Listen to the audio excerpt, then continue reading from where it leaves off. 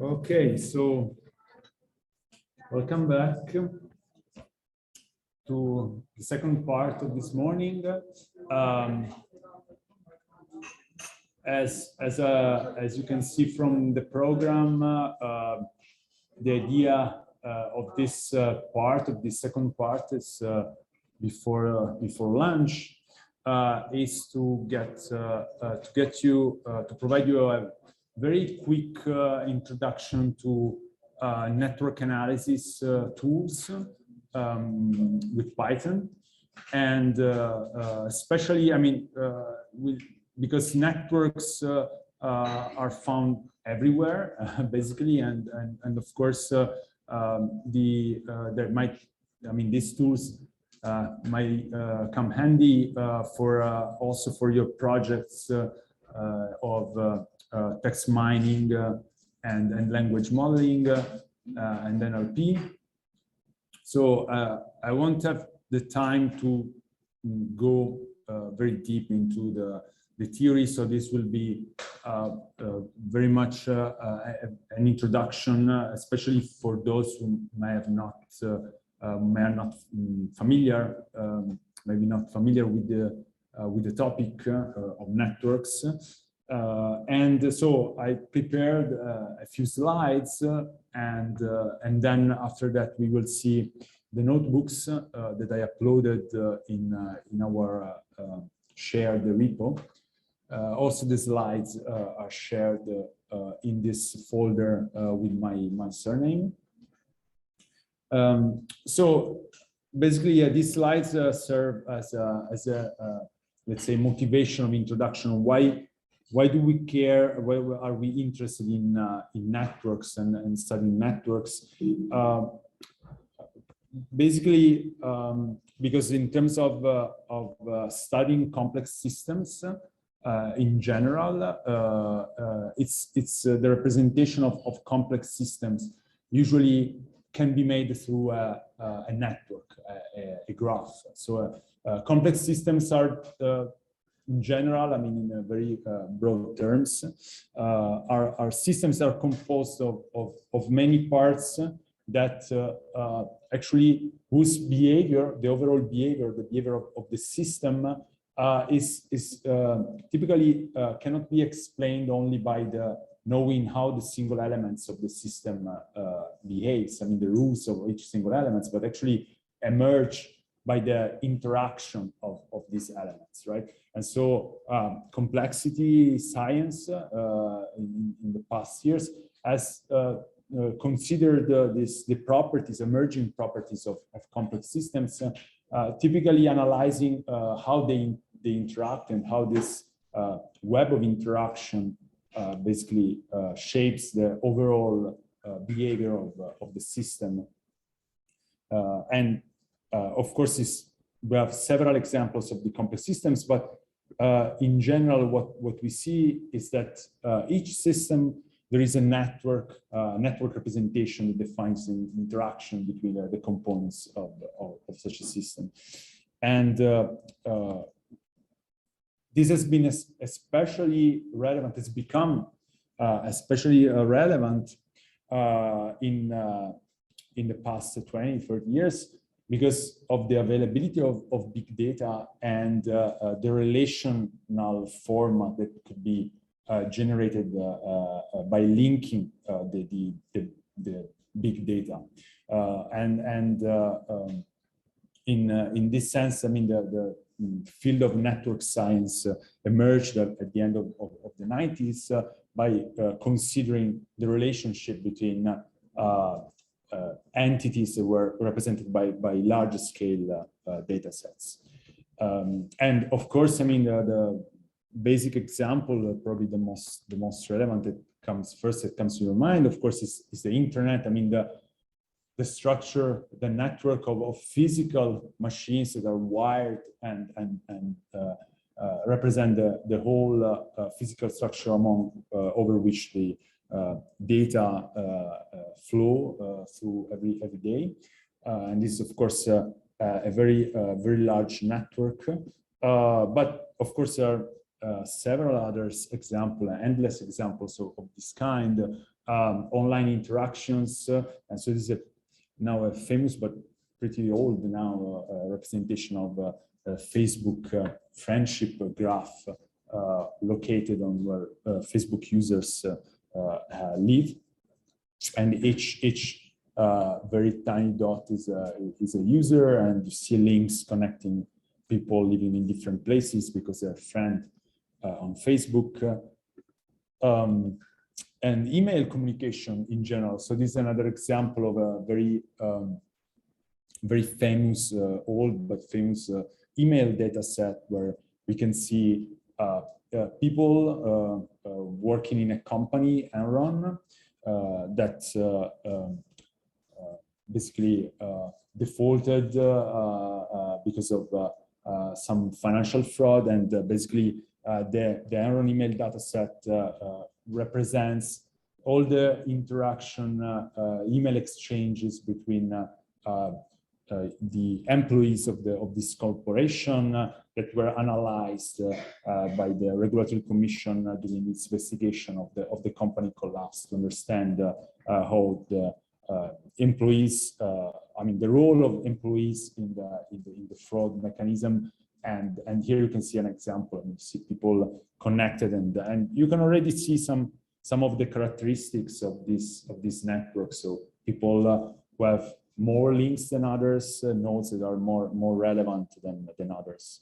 Of course, other example, financial networks. Here you see a snapshot of the risk associated to the sovereign debts of different countries, and how different countries are linked to each other because they own the sovereign debts of other countries. And of course, this is relevant in understanding the financial risks that is posed by defaults of one of these countries. Of course, will start a chain of reactions due to this exposure of mutual exposure to the financial debts of countries.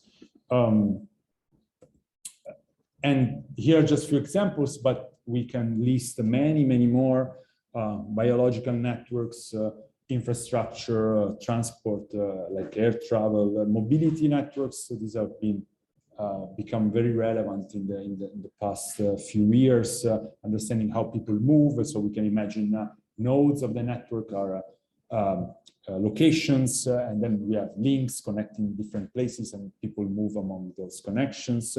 And in the case of NLP, for instance, we can create networks of word co-occurrence, for instance. So analyzing a text, we can identify nodes as words, and then place a link between any two words that are within the same text, or they just appear next to each other. And then studying the whole structure of this network, understand also communities and groups of words that characterize the text we are studying. Machine learning. Yes. No, I will be showing. You will show. Sorry. Yeah, great.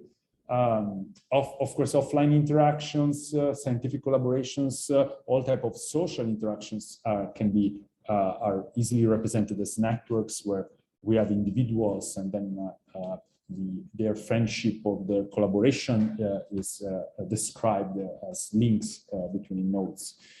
So now the main point is, where do we find network data? So how a network looks like in terms of data sets. There are many public data sets available of networks. Here I'm showing you one of the largest, probably, but definitely not the only one, which is called the SNAP at Stanford. This is a repository that is maintained by the group of Yuri Leskovich, who is one of the most important computer scientists and one of those who really made significant contributions to data mining and networks. In this case, we will see more in details the type of data that are shared here. There is all types of different networks that you can that you can find in this website. Social networks. I mean, this has been maintained since several years. So, and it's continuously updated with new data sets. So, social networks, collaboration, spatial networks, temporal networks, so networks that change their dynamically over time. You will find really all types of data sets there. As I said, it's not the only one. And I will also mention a few others. In terms of tools to analyze networks and visualize them, I would say we can cluster two major groups. On one side, tools for visualization that are more focused on visualizing the networks. And here, the first one, Gephi, if you have, in case you never heard of it, is a software that open source that you can easily install on your laptop. I will quickly show you how it works. It's meant to provide an easy interface to visualize rather small networks, and it's very intuitive. You can just upload your data and visualize how it looks like. It's good, but visualization is the main focus. On the other hand, Python libraries for network analysis. NetworkX is the one that I will present to you. Is the easiest one probably to use. It's widely used. Also, it nicely interacts with pandas and other Python libraries. It's continuously updated. It can also be used for visualization, although the main focus of NetworkX is not visualizing the networks. So they also the authors of NetworkX say, I mean, visualization could be also discarded at a certain point, but I mean, it's there and it's nice. GraphTool is another Python library.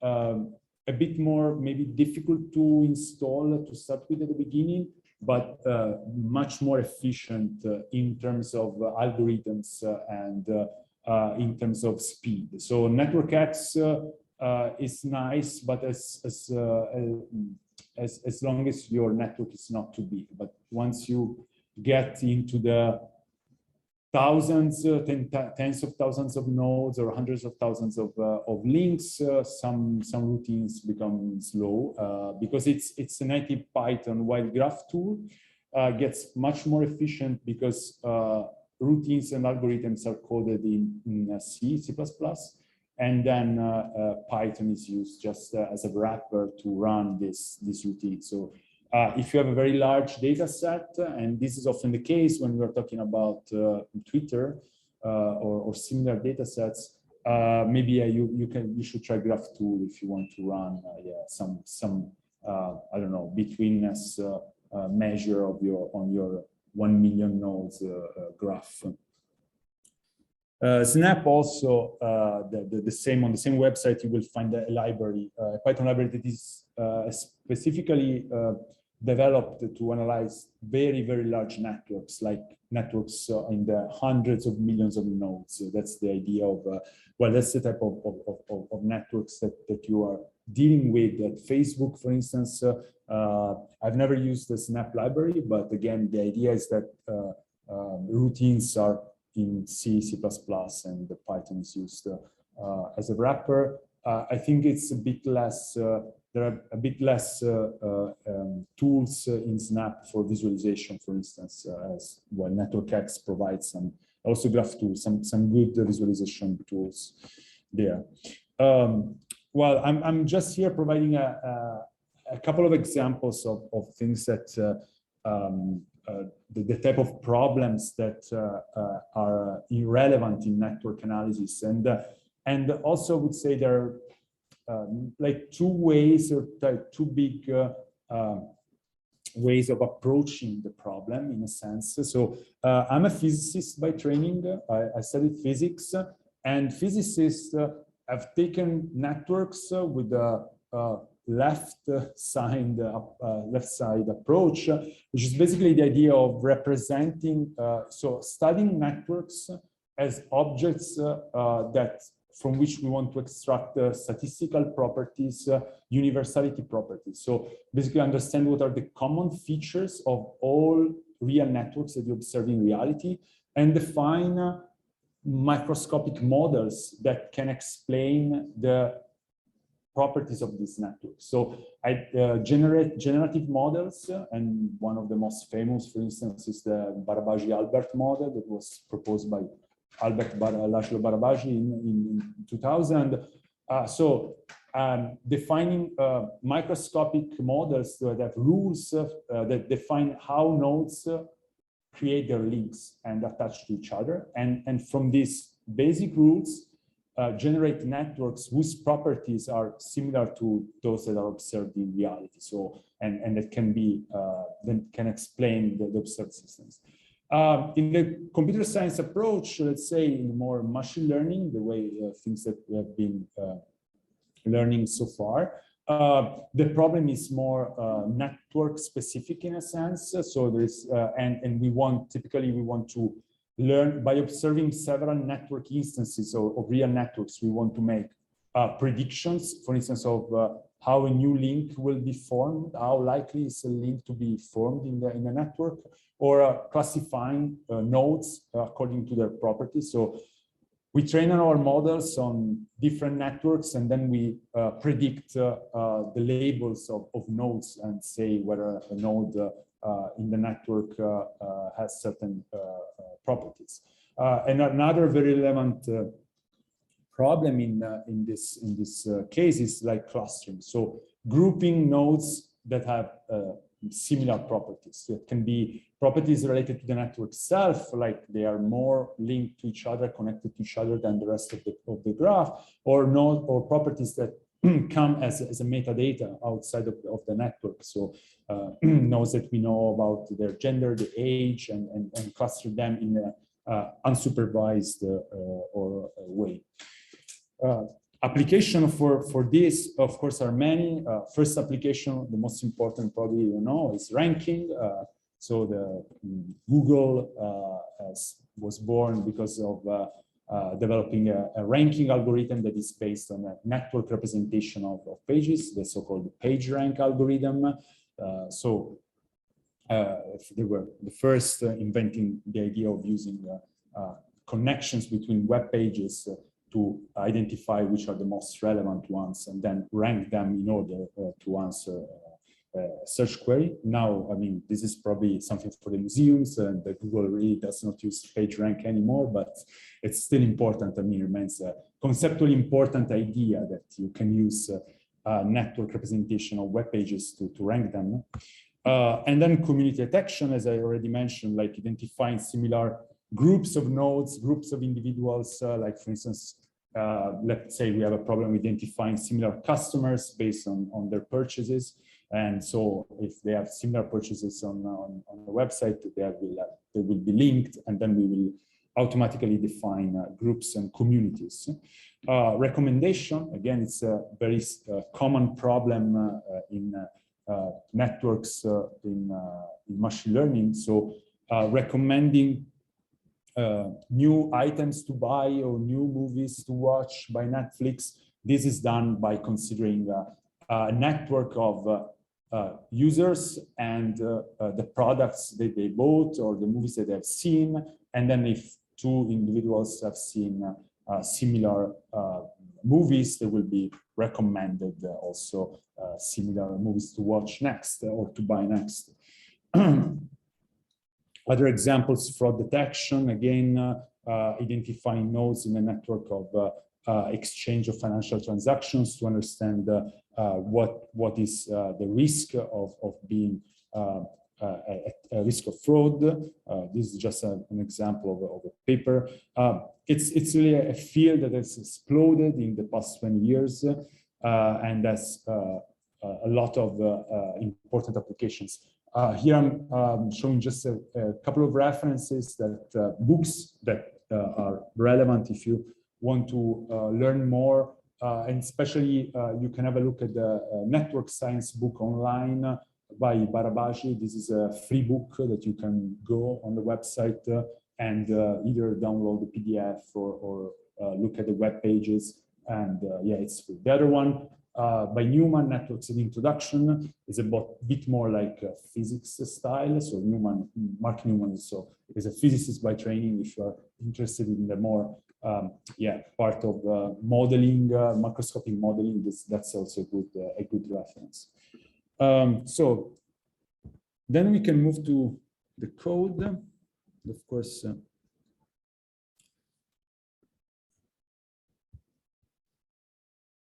And I will show you. So we can go into the Jupyter lab that already Armin showed. So the interface is here.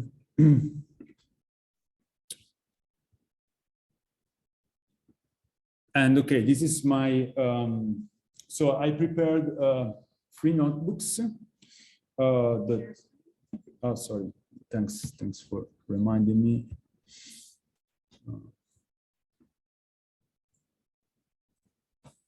Sure.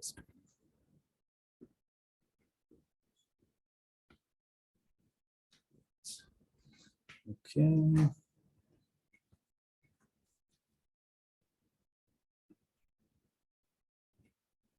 Okay. Okay, so in the first notebook, we look at this data set, one network data set that I taken from the website of the Stanford Large Network Dataset Collection. So here you see there are many. This is a data set that is called Citation AppTH, which stands for Citation Network of High Energy Physics Theory.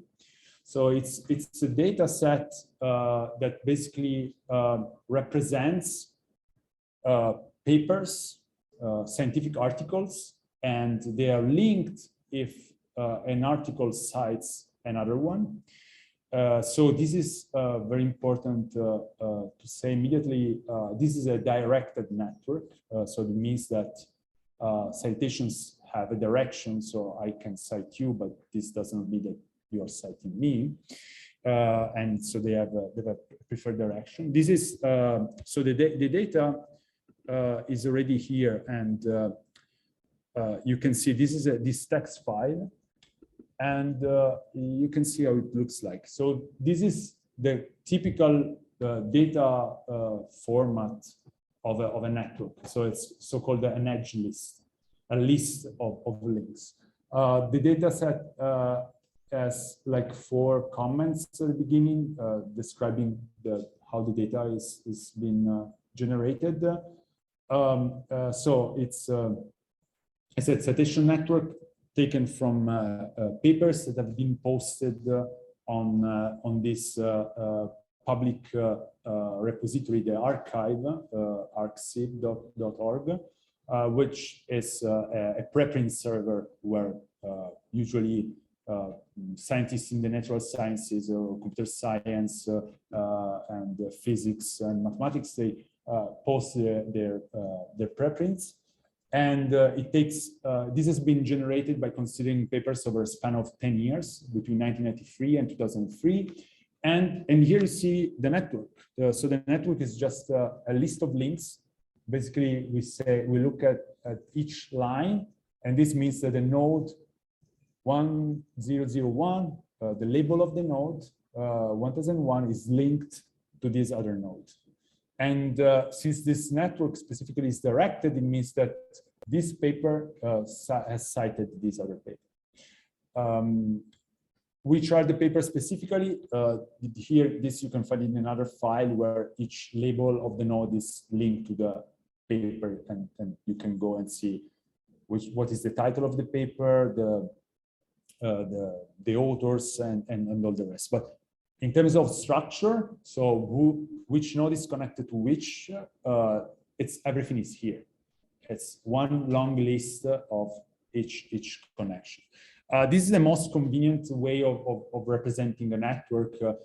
Usually, I mean, if you go into books of graph theory, you will see that a graph or a network is usually can be represented with its ideation symmetrics, which is basically a matrix that has zeros and ones between each entry, and if there is a zero, if there is no link, and the one if there is a link between I and j.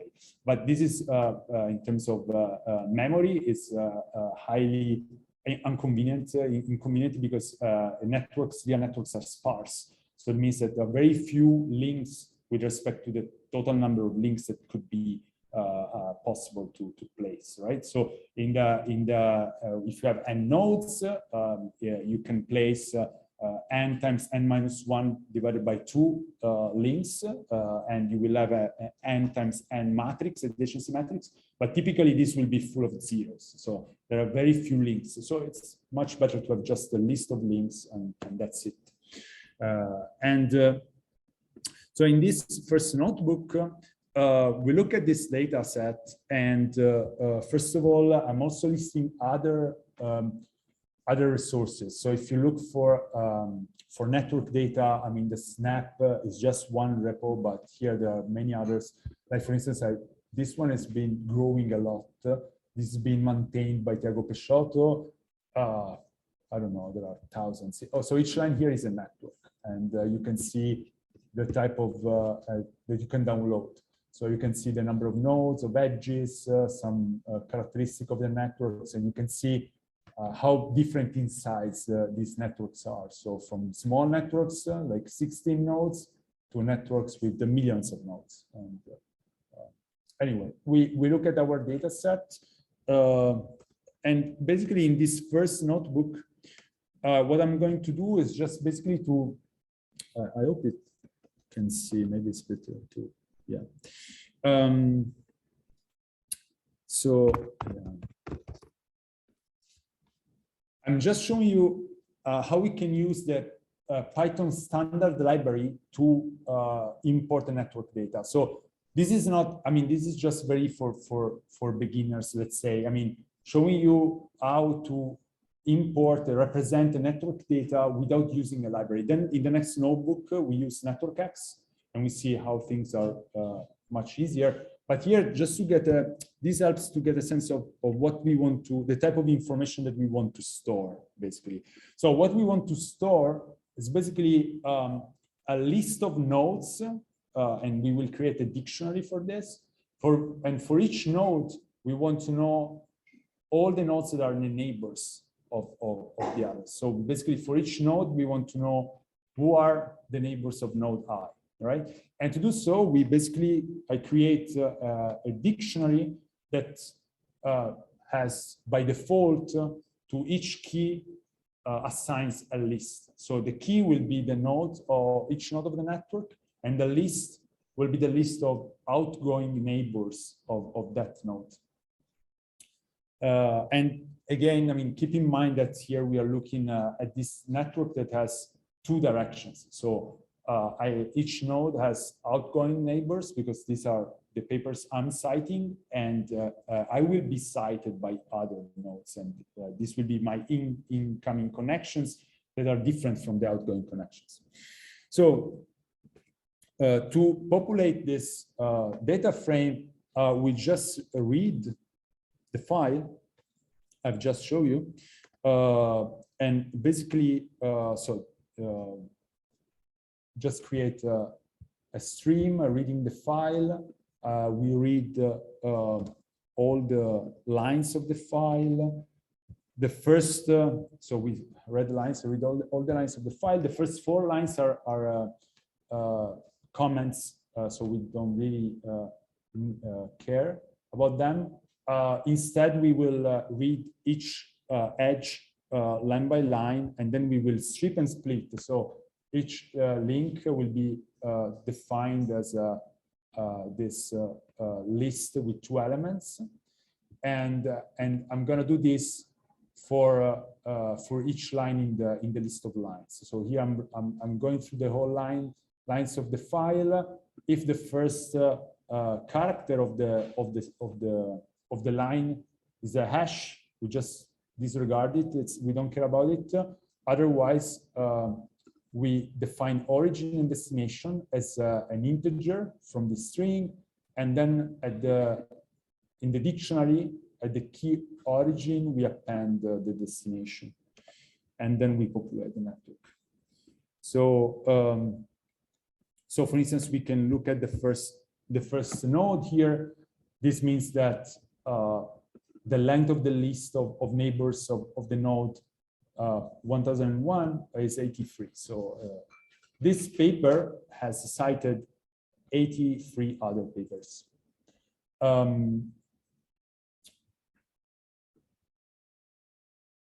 How many nodes are in the network? This is the number, but actually, if you check, this is not the number that is present. It does not equal the number that is listed in the repo. So if you look at also in the dataset itself, you say that there are 27,770 nodes, but here we are just asking how many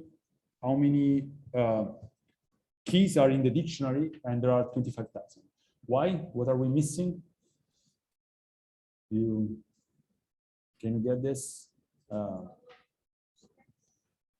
No, that's so here we have. So there are nodes that we lost if we just look at this side of the network.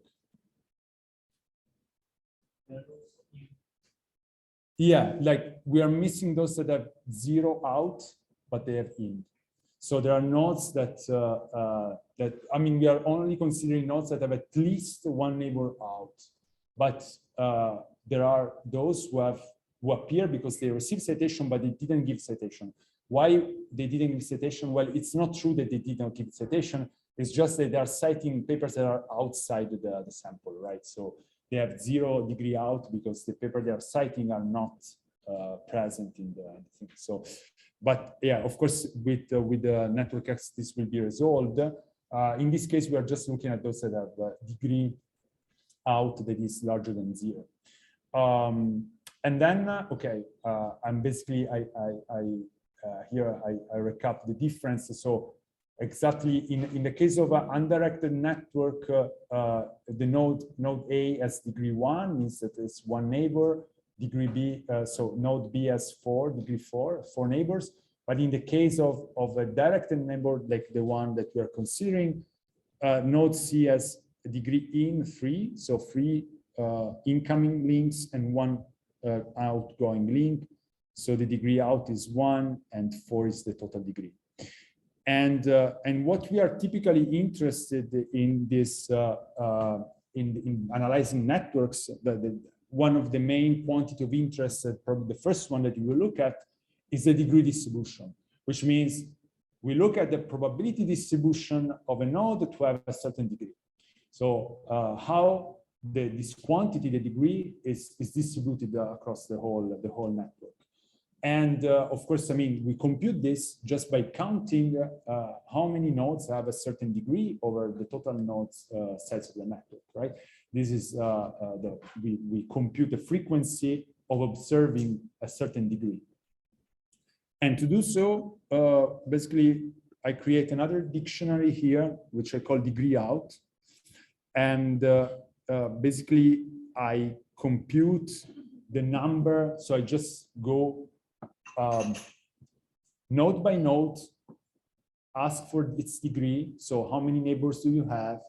And then I compute the degree and then count how many nodes have a certain degree. And this will be my degree distribution that I store in this degree out dictionary. Then we can sort this and we can already see just, so these are the degree values. So the values that the connectivity of the links take in this network. And here you can see already that they span a pretty wide range. So they start from 1, but there are nodes who have there is a node that has 562 as a degree out. So this is a paper that cited 562 other papers. well, this might happen. I mean, there are papers like reviews or that have such a large number of references. But we want to look a bit more in details how this works, how this looks like. Okay, these are the range of degrees. This is the dictionary itself. So we have 6 nodes with degree 83, 2,449 nodes with degree 1, etc., etc. And okay, we can also export this to an output file. I mean, here this is probably not very relevant. If we want to analyze it later, this is just a cell that generates an output file and writes this degree distribution. Sorry, this is the directory is not that one, but it's okay.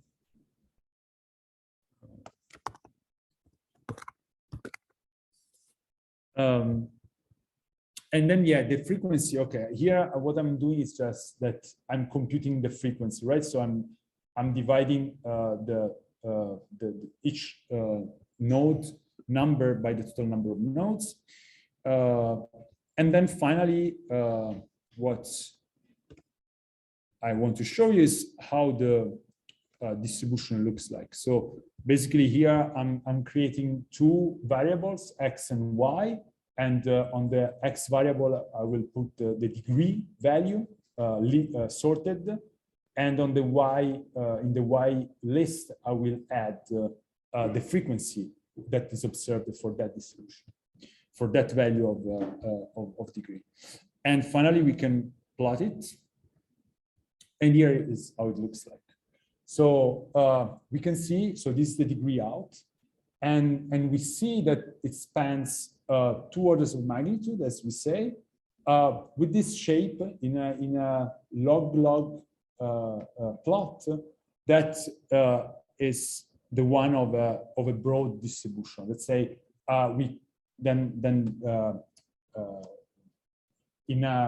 so if it were a true power law, like a function like x to the power of -2 or -3, we would see a straight line right here in the plot. We would see a straight line, but that's not the case. I mean, we still see that there is it starts like a straight line here, then it drops, but still it drops not very fast, and you still have a significant number of nodes that have a very large degree. So these are the so-called hubs of the network. So nodes that have a very high connectivity and that appear with a non-negligible probability. So it's not exponentially decaying the probability, and the tail of this distribution is pretty large. This is even more clear if we look at the in-degree distribution. So I do exactly the same, all the same things I did before, but just to look on the other side. So here I'm looking at the citations paper give, and here I'm looking at citations papers receive, doing exactly the same operation. And here I'm also plotting on the same plot an exponential distribution. So here we see 2 things. Well, first of all, that this decays much slower than an exponential, and now that this looks much more like a power law, like it's a straight line on the log-log scale, with papers that have up to 1,000 or more citations received. Now, actually, these 2 simple plots, so this one and this one, are actually the result of a process that is a human behavioral process. So the process of scientists who give citations and receive citations. And these 2 distributions actually describe and have at their core the intrinsic differences that stands within this process of giving citations and receiving citations. Why? Because in the first one, this is about giving citations, and this is naturally bounded. Basically, I mean, you can write a paper, but you will not give 1,000 citations. I mean, papers have a format, limited length. It takes an effort. I mean, giving a citation, it takes an effort. I mean, I need to look for your work and cite it. There is a barrier here. there is a natural barrier. I mean, there are these cool guys who wrote a paper with 560 citations. They probably wanted to die after writing that paper, but going beyond that limit, it's really hard, and it's something that usually is not done. So clearly, it starts as a power law on this stage, then there is a barrier, and it drops down. And you can't imagine having papers that cite more than hundreds or thousands. But then receiving citation actually costs zero, and this is more there is no boundary. I mean, the number of citations we receive grows and grows by time, just because you publish a paper and then new people read and add new citations to your paper. And this is just a snapshot. It stops here, but then if you take another 10 years of data, 20 years of data, just the tail of the distribution will grow and will hit the 10,000, because those that in 2003 had 1,000 citation, 10 years later we will have 10,000 citation probably, and this mechanism is universal. Like, I mean, there is more. It's a general behavior of receiving citations, and the people who already got lots of citation at the beginning tend to receive more as time grows, because they already are the hubs. And this is something that is, the so-called rich gets richer effect. And this is like just a snapshot of what we can see if we look at basically a human behavior mechanism that in the end ends up providing two different connectivity distribution for this network. And of course, then the science part, I mean, it's the interesting part is trying to understand what are the models of citation patterns that can explain this specific distribution, and more than this also other characteristics that we will not look at in terms of timing in the how citations are distributed over time, how this distribution changes different years for different topics. So there, you will always find this power law behavior, but of course it will depend whether, I mean, the numbers and the shape and they will depend whether you are working in physics or social sciences, etc. So then the next notebook is basically the same analysis, but using the library NetworkX. So I've used dictionaries and lists, so the Python standard library. This is nice, but actually it's not very convenient if you want to, especially if you want to do something more more sophisticated than just printing the network distribution of your data set. So in this case, I'm using NetworkX, which should come with the Anaconda installation, but in case you can just install it separately, or even from Anaconda, we just conda install NetworkX. You will install it. It's a Python package that has a very good documentation. And several examples of how to use it are available. Here you see the documentation page of NetworkX. You will find lots of examples. So here in this notebook, basically what I do is to basically show you the basics of how it works. So we usually import NetworkX as an X into the namespace. Here I'm also importing a Python library that is called Seaborn. Is a graphic library, visualization library that is used to make some nicer plots than Matplotlib does, but it's not really relevant for our. So even if you don't have it, it's fine. And then yeah, we usually use Matplotlib. So how? What's the basics of? Yeah, sorry. The package is not useful. Seaborn, yeah, because that's probably doesn't come with Anaconda version. Also NetworkX. Okay. Yeah. So in case, yeah, you will need to install it.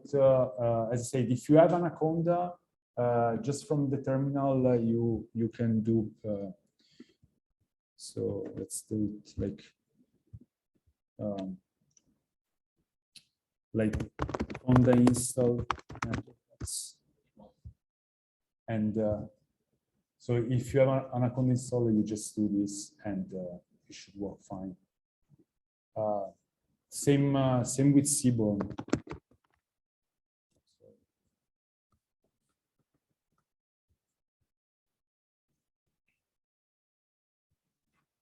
But in case it doesn't work, just let me know.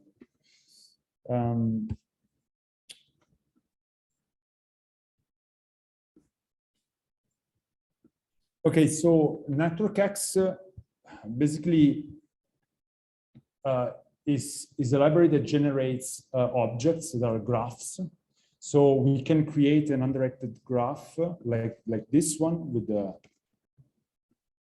this command, and then we can add nodes from a list. And here, yeah, sorry, it's a list of Italian names, but I think you will get it anyway. So nodes can be labeled as any format you want. It can be string, it can be IDs, can be integers. So here, for instance, I'm using a list of strings and I'm adding nodes to the network from the list. Then I can look at the list of nodes. I can add one more single node just with the function add nodes. And then again, get the list of nodes. Then, of course, we can add nodes, but we can add, we should add links. So far, we have only a set of nodes that are not connected to each other. Then we can add edges, so links or edges from a list of tuples. So we have a list here, and we define a link as a tuple like first name and second name. So it's like, and here you can see that by adding links, I've also added a new node that was not present before. Well, I'm doing this here, sorry. So here I'm adding a new edge with a node that was not present before, but this works fine. I mean, you don't need to have nodes already present. You add links and nodes are added automatically to the list of nodes and links. The nice thing is that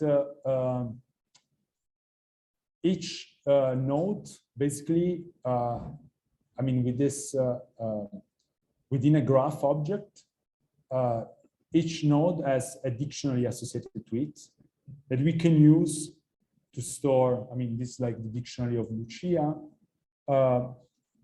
which we can use to add metadata information for each node, right? So here, for instance, we want to add age to each person in the social graph.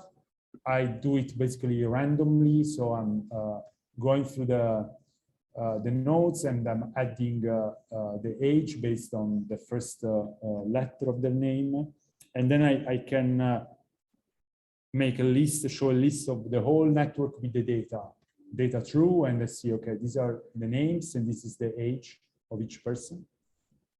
Then we can remove nodes, and of course, I mean, if we remove a node, we remove the edges that are linked to that node. So here, for instance, I removed one node, the Luca. We see that several, the links with Luca disappeared.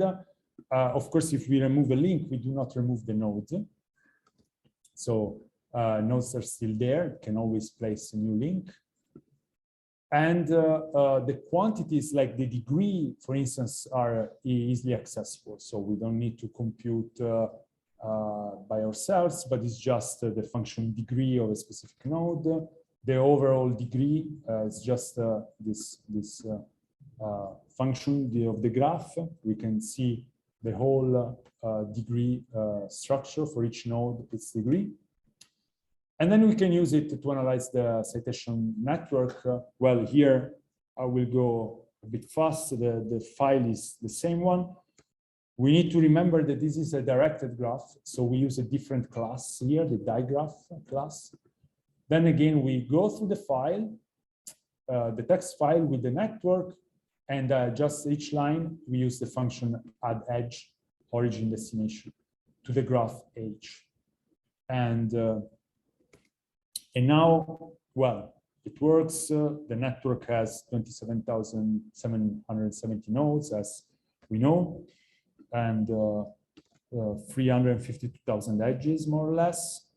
We can compute the degree distribution quite easily because basically we can get from the dictionary in degree all the values of degree and then count them. So here what I'm doing is basically I take a list of all the values of in degree from this dictionary, and then I use the counter module to basically count how many nodes of a certain degree are present in the network.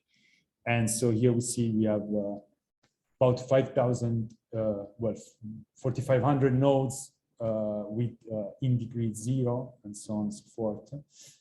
This is not ordered, by the way, if you check, but this is because of the dictionaries. And then we can use the same thing to, matplotlib didn't work. Why PLT is not defined.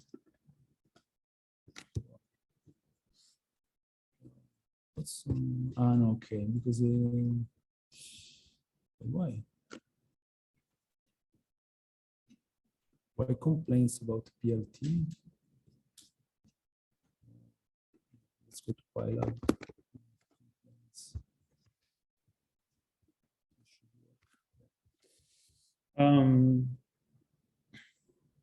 And so again, we see the same distribution of degree that we've seen before. Then we can do the same with the outgoing degree, and we'll see, of course, the same that we found before. Also because the nodes with the 0 degree, when we cannot, we will not plot them on a log-log scale. Although of course we need to remember that they're present. We can export the file to another format through NetworkX, a file that can be used to be visualized in a different software. So for instance, we can export the file to GML format, which is an XML type of data format, but for graphs. And well, you can do it to be careful because this is large, so the network will create a huge file. I mean, still we are in the 300,000 links, so it's not really enormous, but still we'll get a file that is big. And actually, this type of file can be read, for instance, in another software like Gephi. And here I can show you quickly how Gephi looks like.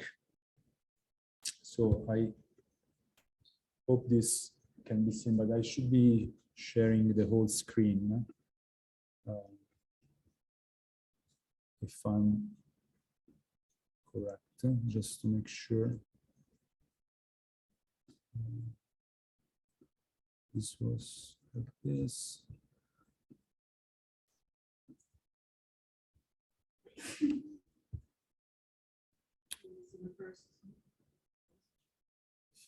Yeah, no, okay, because I'm just showing the Chrome, so I wanted to show.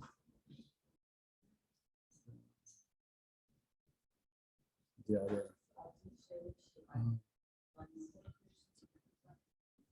Where is it? The control, zoom, full screen.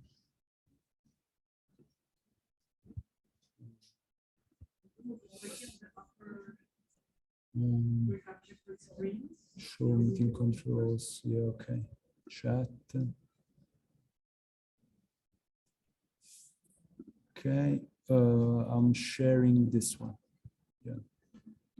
Okay. So this is how Gephi looks like. So is a software with a nice user interface where basically you can upload like import a data set and open a file and select so it can read several formats. I would say yeah, this specific one, for instance, which actually I can show you again. Yeah. So basically, yeah. For instance, here I'm reading this this file in GDF format, which is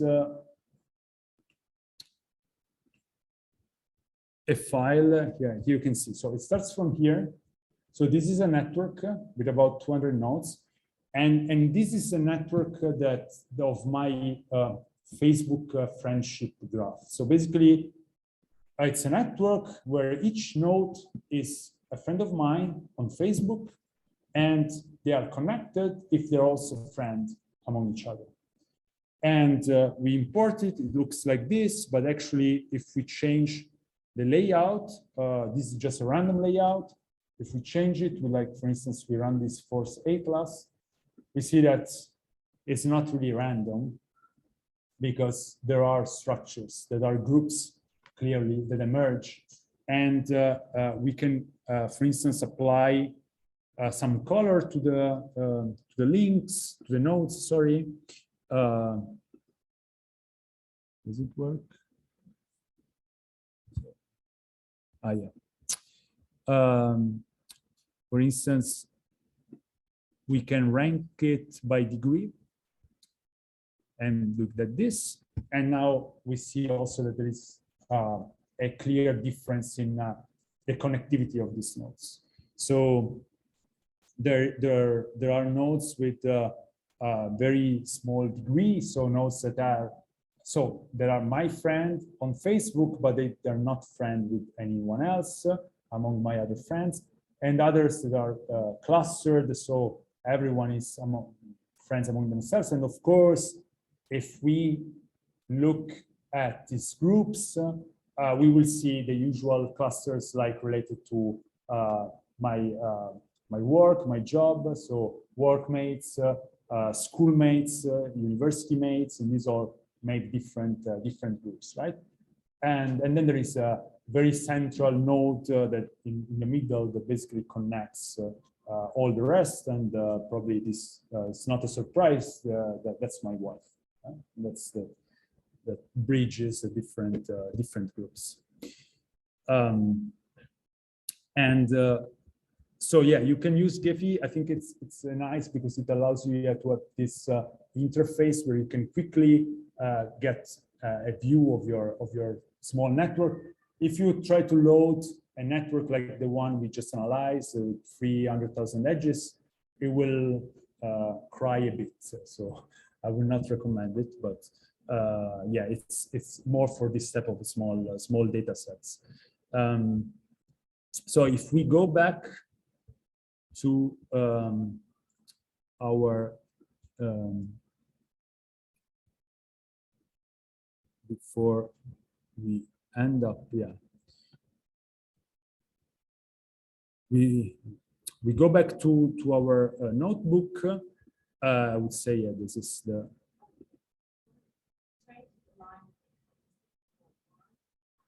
sorry. Here, you mean in sorry. No, wait. Just want to see. We changed the code. You mean in this notebook? Yeah, it's a bit stuck.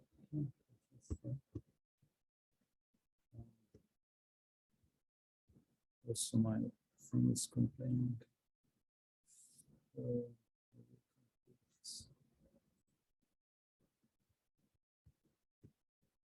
Yeah.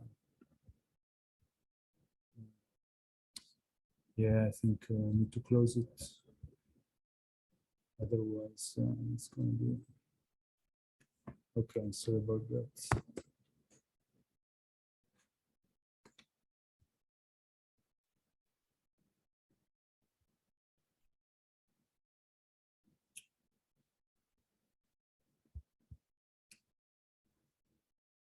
So I don't know.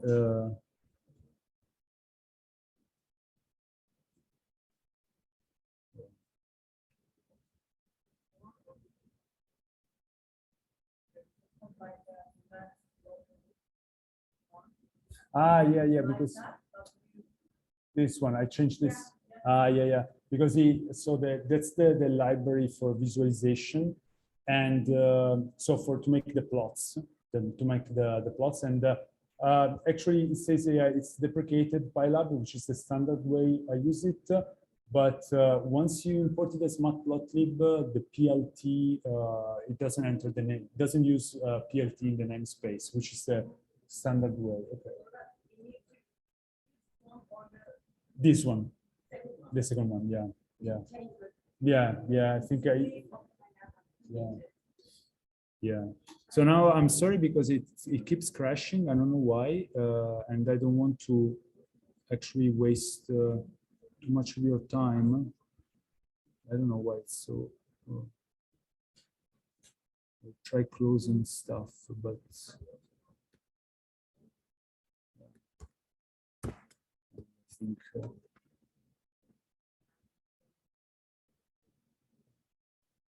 Let's say the.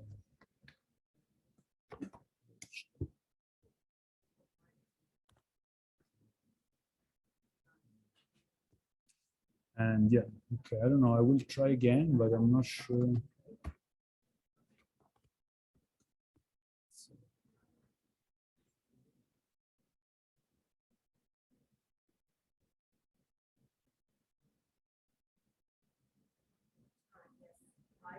Okay, maybe this works better.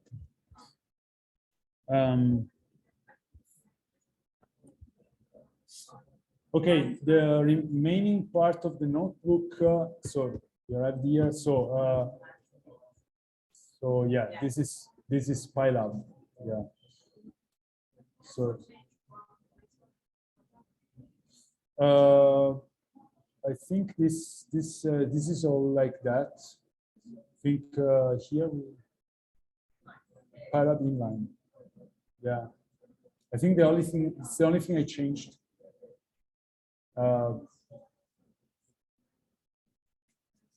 Okay, so the rest.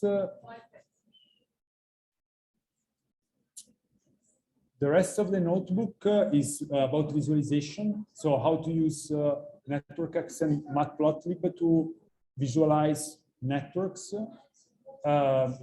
Here you can see, I mean, different functions of NetworkX, like draw NetworkX,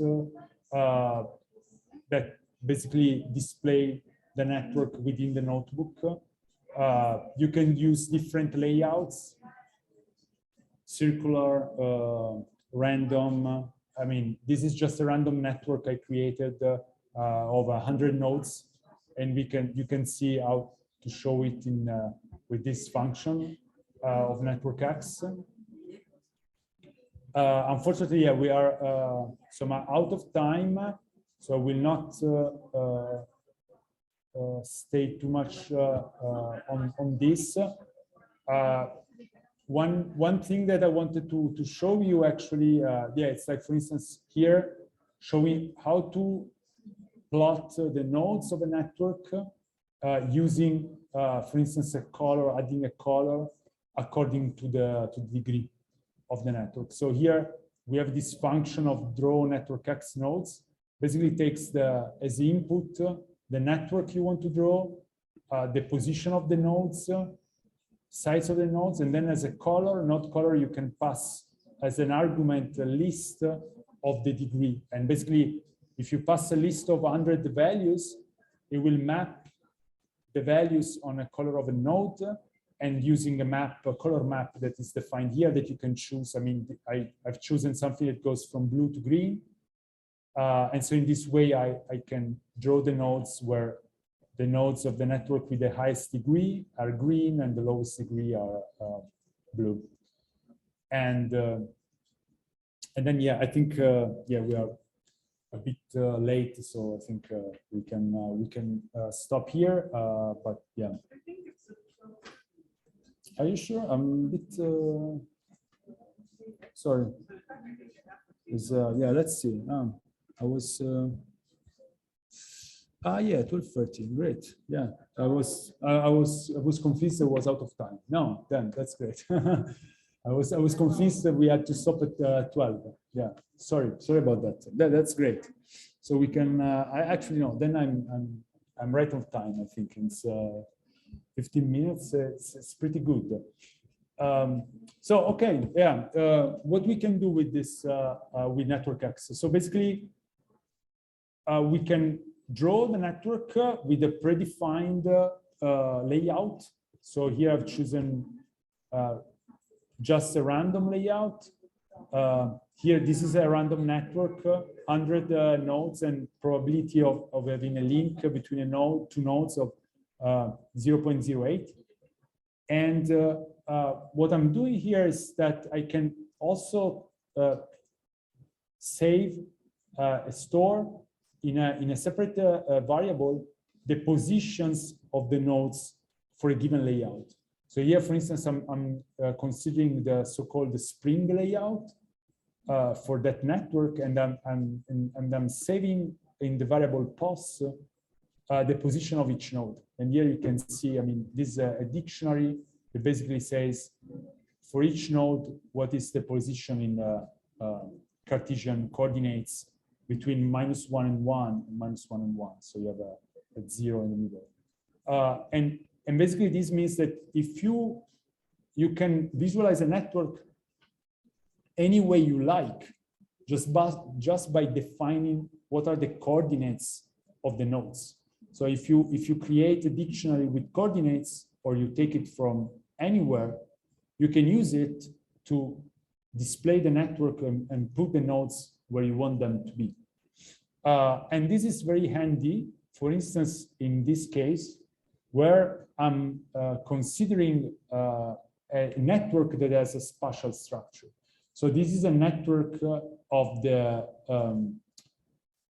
airports, the top 500 airports of the United States in the year 2010.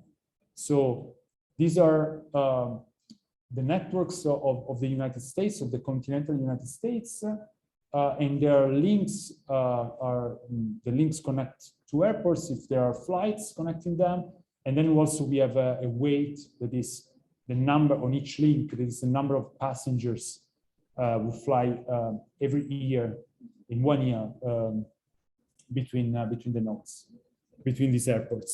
And this is a data set that I can show you here. Sure. In terms of, for example, directions, we call the matrix according, because you said that there's a matrix labeled the nodes. According to matrix, it tells the program understands the directions. Am I right? Yeah, in this case, so if you want to represent the network with the matrix, so if the matrix is symmetric, it will be no direction, because it means that if I, J are connected, J and I are connected too, and the matrix will be symmetric. Otherwise, if it's not symmetric, then it's directed. But usually, I mean, as I was saying before, the matrix representation is not convenient, because especially even more for the undirected case, because it will be full of zeros. So in a network like if you think so, you can make this quick computation. So let's think of the network we have considered just before. So the citation network. We have about 30,000 nodes, right? So the n, the number of nodes, is about 30,000. And we have seen that there are 300,000 links. Yeah, but the number of possible links actually would be 30,000 times 30,000, right?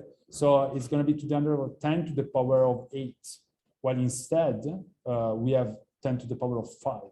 So we have of real connections. So these 30,000 nodes are connected and have 300,000 links. So 10 to the 5 links, while the possibilities is about 10 to the power 8.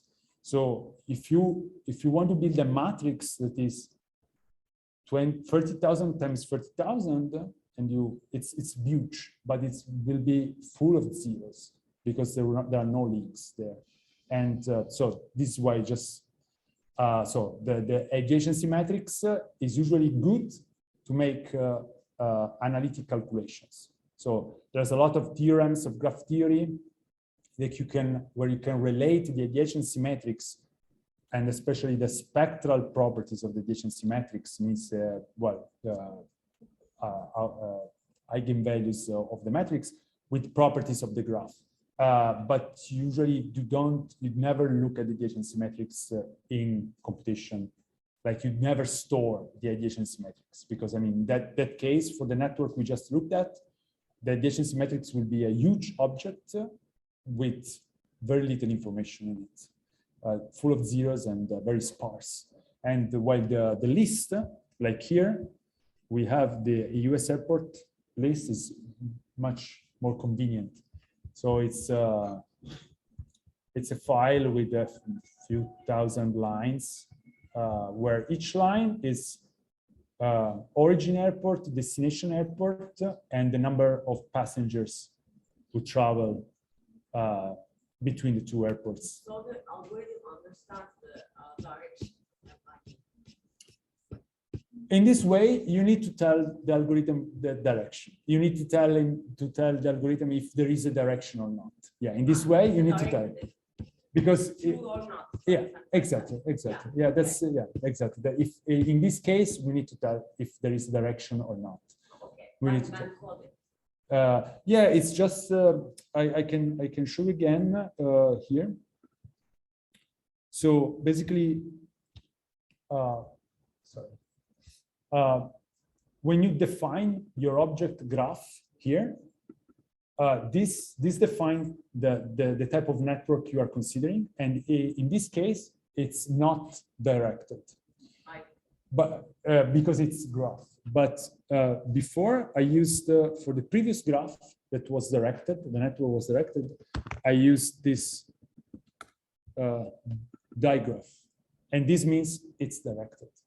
So we have two different classes, and once we define the type of graphs we are working with, then all the algorithms, all the routines will consider and will understand that they need to be adapted to the specific case. So for, there will be a direction in the connections, all the types of metrics will be directed or not.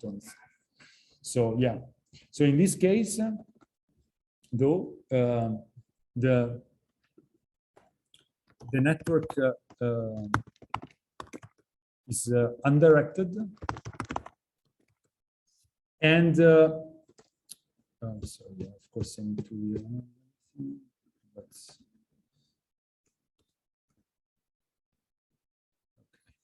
go back here.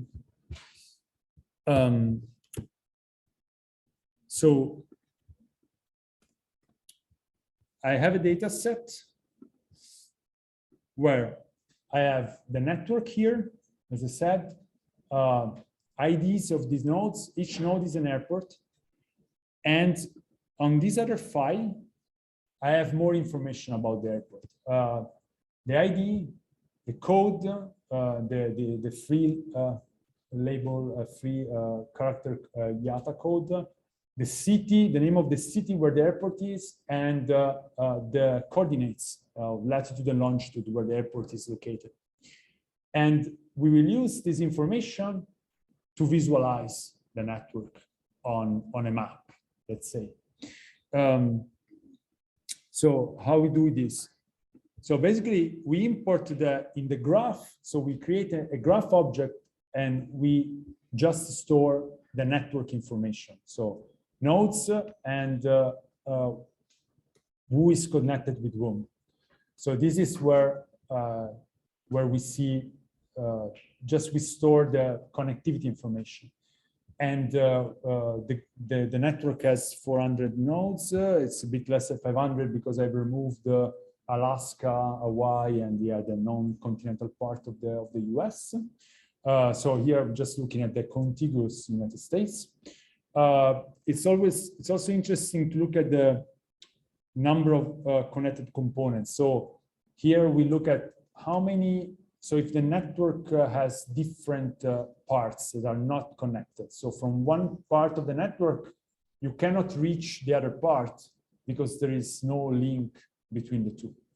And actually there are two connected components. So this means that the network is somehow split in two parts. But actually what we see is that the smallest connected component is just made by two nodes. So actually it's just like small remnants of the cleaning. I mean, the data in this case is not really clean, but okay, that's fine. I mean, just two nodes that are linked and that are disconnected from the rest of the network is not really a problem. We define dictionaries associated to the graph to store the information of the nodes, the code, the name of the airport, and the position. This is the most relevant part, the position, what I wanted to show. So the latitude and longitude associated to each node. And we read this information from the other file. So from this file here, we go by line, and for each line, we store the ID. Well, the ID we know already. I mean, it's the ID of the node that defines the node on our graph G. We store the code, the city name, and the latitude and longitude.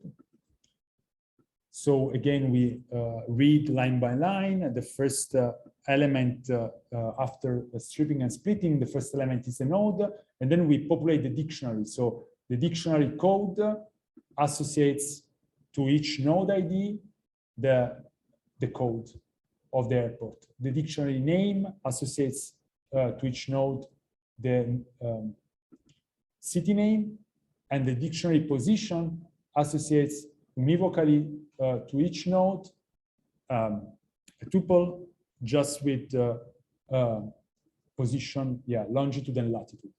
I say longitude and latitude because I want to use this as a XY coordinates, right? So longitude will be our X coordinate and latitude will be our Y coordinate to put it on a plane. Yeah, I think I need to read the first line because the first line is the header. Okay. And then, well, just show the magic, more or less.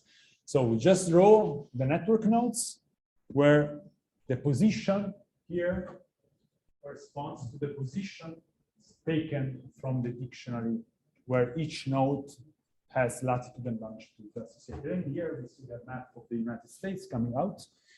I'm also adding labels. So I'm using the two functions here. So the first function is the function draw network X nodes that draws only the nodes of the graph G with the positions of the dictionary GPOS that I've just created, and the node size, I said 20. Okay, we can change this to make the node smaller or bigger. And afterwards, I draw the labels separately on top of this. So I draw only the labels of the graph, and I take the labels from the dictionary G code. So I'm using, I could use G name, for instance, here. Of course, this doesn't look good because names of the cities are long and cannot read anything, but G code is, let's say, a bit better, although it's still very, very crowded. Here, this function axis off just removes the axis of the chart. So we just have an empty white space. Of course, we could draw the edges. I mean, this is a network, so we could draw the edges with the nodes. but there are many. So it's about 8,000 edges. We can do that, but you will see immediately how it looks like. Ah, yeah, it's already there, sorry. So let's remove this and draw the edges. Well, you can't see anything. Yeah, of course. I mean, this is a problem typically with network visualization. You have many edges, typically a lot of edges. These are not really many, it's just 8,000, but even a few edges will make the graph unreadable. So we need to select the edges to display. And a good way to do so is to basically show only edges that are more important. So basically, we show links that connect airports where more than 300,000 people travel each year.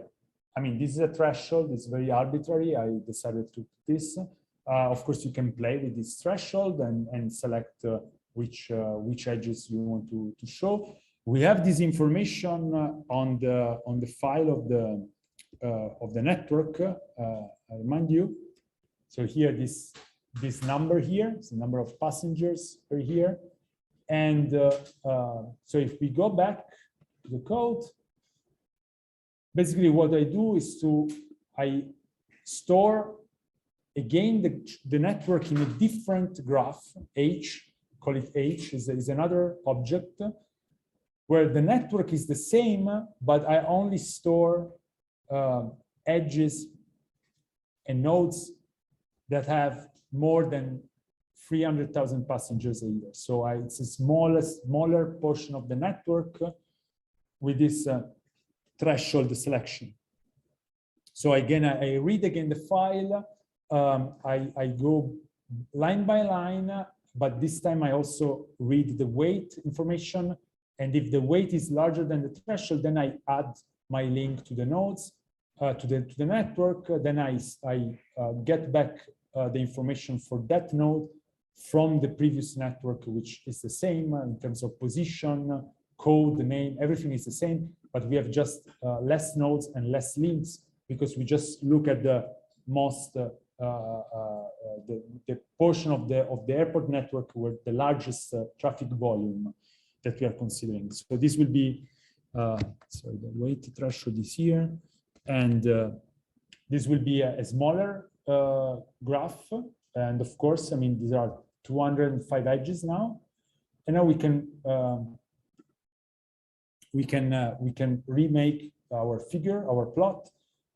And what we do here is that we draw all the nodes of the network again. So we consider all the airports. We add one more thing. We change the color of the nodes depending on their degree, so on the level of connectivity, on a log scale, on a logarithmic scale.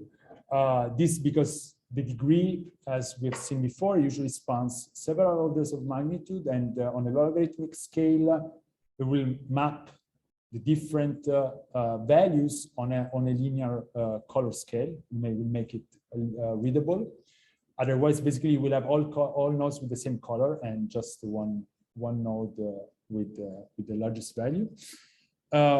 We draw the edges, but only of the graph H, which is the smallest one, and also the labels. We plot the labels only of the graph H, so that contains the most important airports in terms of traffic, and that's it. And then we have our plot. So now we see a little bit more, little bit better the connections among the top airports.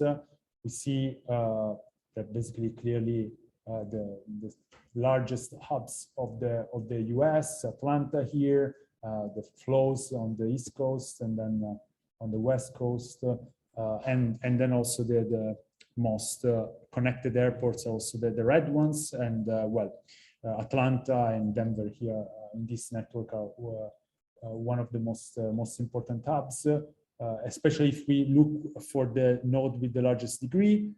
We can just look at the one with the, yeah, we ask the dictionary what is the value of the node with the maximum degree. So it's a node 389 that has degree 192, and the name is Denver. So in this case, in this specific data set, Denver is the hub with the largest largest connectivity.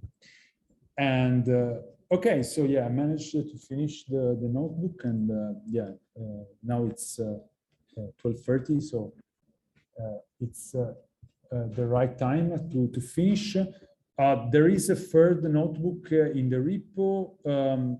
It's actually a notebook that basically describes, I can go through it quickly, some functions. So it takes a different graph, but it's again another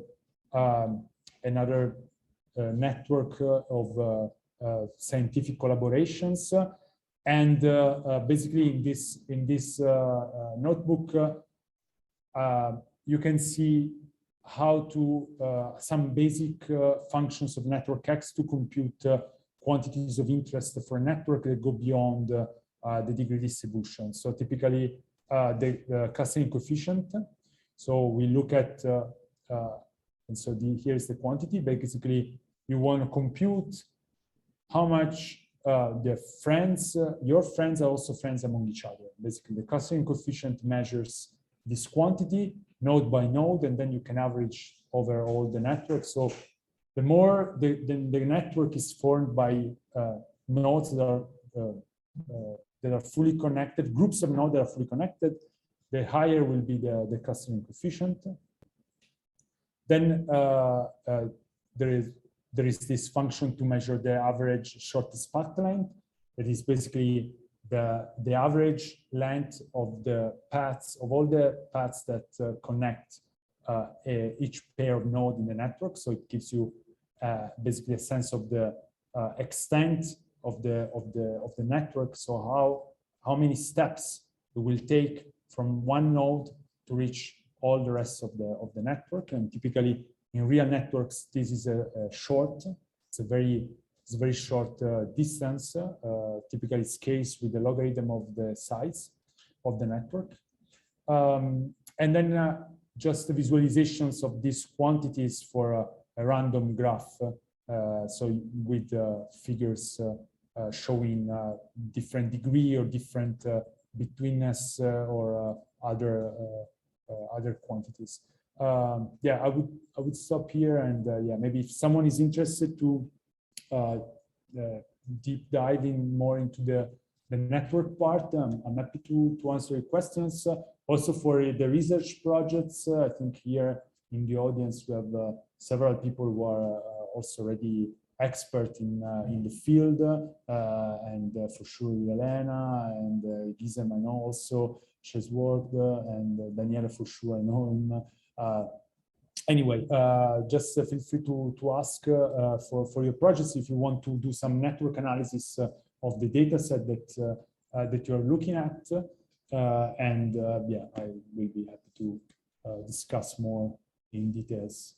And in terms of text mining, for example, can you use the network analysis for semantic analysis, or could it mine, for example?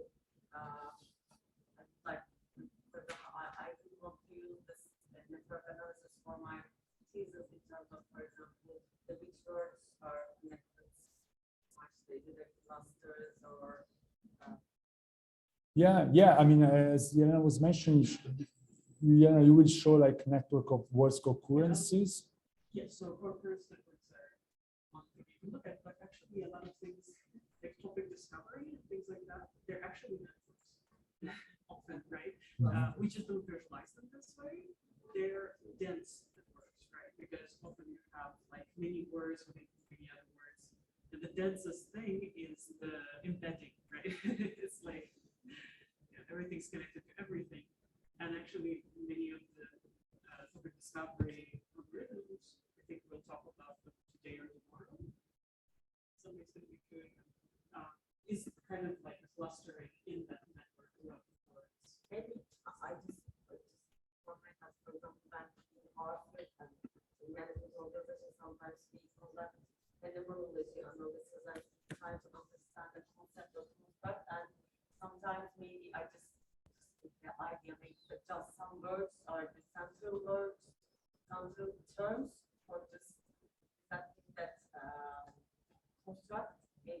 throughout that term, maybe a network analysis of just looking at the centrality or indexes or something like that. I think there are several statistics that you compute to find important words. I think network analysis is usually done for visualization once you get to those important words. But the words are usually computed using not necessarily network. From what I know. I'll have some examples. Okay, great. So thanks so much, and we'll then I think it's lunch time, and.